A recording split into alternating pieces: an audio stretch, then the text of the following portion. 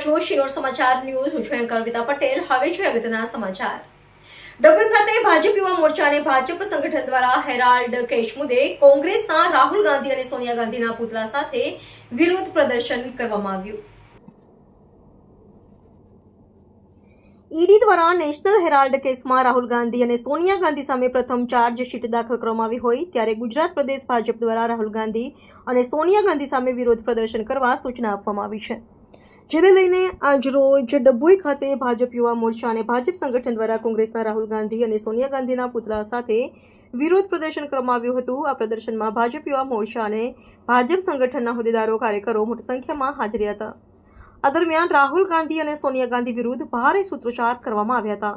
Reporter મિત માછી, શિનોર સમાચાર news, Dabhoi.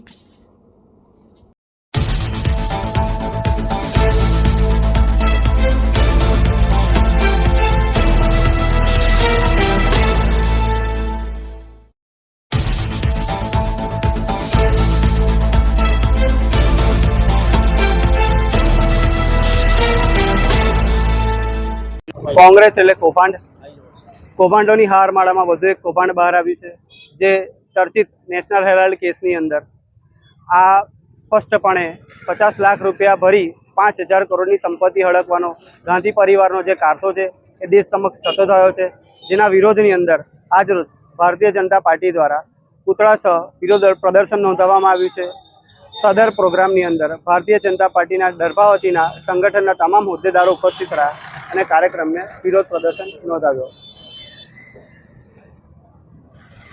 એક દેશનો પ્રચલિત મની લોન્ડરિંગ કૌભાંડ અત્યારે દેશ અને જનતા આનો જવાબ માંગી રહી છે. રૂપિયા 5,000 કરોડની સંપત્તિ હડપવાનું આ કૌભાંડ છે, જે મા અને દીકરો જે સોનિયા ગાંધી અને રાહુલ ગાંધી છે એના દ્વારા આચરવામાં આવેલ છે. સમગ્ર ગાંધી પરિવાર આની અંદર છુપાયેલું છે. એનો વિરોધ પ્રદર્શન કરવા માટે આજે ડભોઈ નગરમાં ભારતીય જનતા યુવા મોરચા દ્વારા પ્રદેશની સૂચના મુજબ વિરોધ પ્રદર્શનનો કાર્યક્રમ રાખવામાં આવેલ હતો, જેમાં ડભોઈના સૌ સંગઠનના હોદ્દેદારો, પ્રદેશના અધિકારીઓ તેમજ ચૂંટાયેલી પાકના સભ્યો હાજર રહી આનો કાર્યક્રમને સફળ બનાવવા માટે પ્રયત્ન કર્યો. અમારી માંગ કશી નથી. ભારતીય જનતા પાર્ટી જવાબ નથી માંગતી. દેશની જનતા જવાબ પૂછી રહી છે કે આ મની લોન્ડરિંગની પાછળ ખરેખર સત્ય શું છે. કારણ કે 5,000 કરોડના જે કૌભાંડ પાછળ આની જે આપણી દેશની નામચીન જે સંસ્થાઓ છે, ઈડી અને CBI છે, એ આની તપાસ કરી રહી છે. એનો જવાબ રાહુલ ગાંધી અને સોનિયા ગાંધીએ ત્યાં આપવાનો છે. ભારતીય જનતા પાર્ટી જવાબ નથી માંગતી. દેશની જનતા આનો જવાબ માંગે છે અને સત્ય ઉજાગર કરવા માટે અમે